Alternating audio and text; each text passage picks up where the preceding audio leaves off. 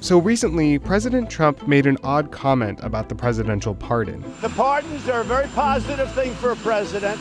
I think you see the way I'm using them. And yes, I do have an absolute right to pardon myself, but I'll never have to do it because I didn't do anything wrong. As bizarre as that may sound, Trump isn't entirely wrong.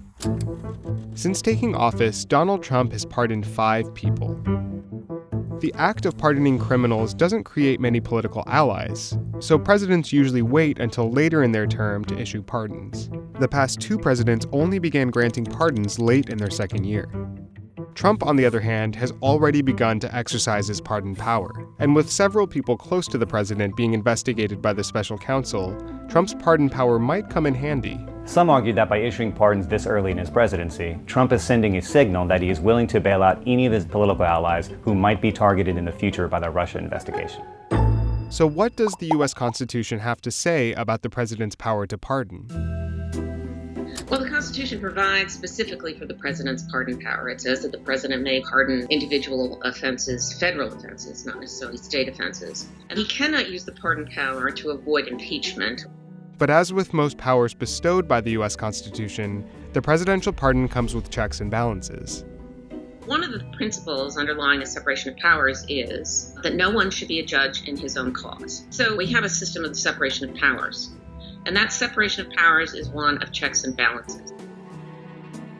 The first possible check to Trump's pardoning power could come through the judicial branch. When presidents take office, they're bound by the Constitution to take the oath of office. And in that oath, they make a promise to faithfully execute the office of President of the United States. The office of President of the United States. That language of faithful execution, the idea is that this language migrated from private law documents that limited trustees, limited corporate executives, that they couldn't embezzle, right? They couldn't self-deal. They couldn't use their powers to benefit themselves to the detriment of others. A future prosecutor could go into court. Trump would walk in and say, look, I signed the pardon, with the papers that say, look at my signature the way he always does. And the judge says, sorry, that piece of paper is not legally valid because it violated the part of the Constitution that requires faithful execution.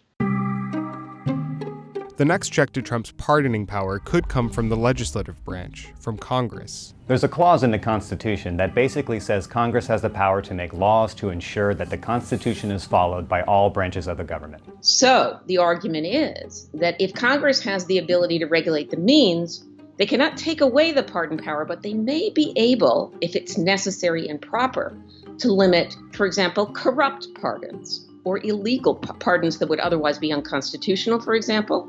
It's possible, let's say the president pardoned everyone who was white because for racist reasons, for example. That would clearly violate the Constitution.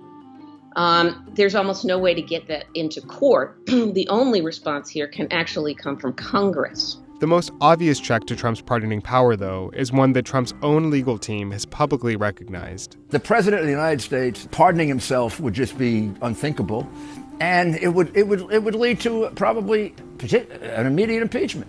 Trump can pardon whoever he wants, even if that means shielding his political allies from the Mueller investigation, and even plausibly himself.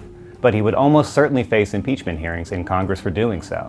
And as the Constitution makes clear, that pardoning power cannot be used to shield from impeachment. So, in some ways, voters themselves serve as a powerful check against the president's pardoning power. But of course, this all depends on Congress's willingness to move forward with impeachment should the need arise. Elections are a crucial check because all of the departments are the people's servants, ultimately. I think it's a tremendous political mistake myself for him to have urged that he has the absolute power, because no one in America thinks we have a monarch, whether you love Donald Trump or not.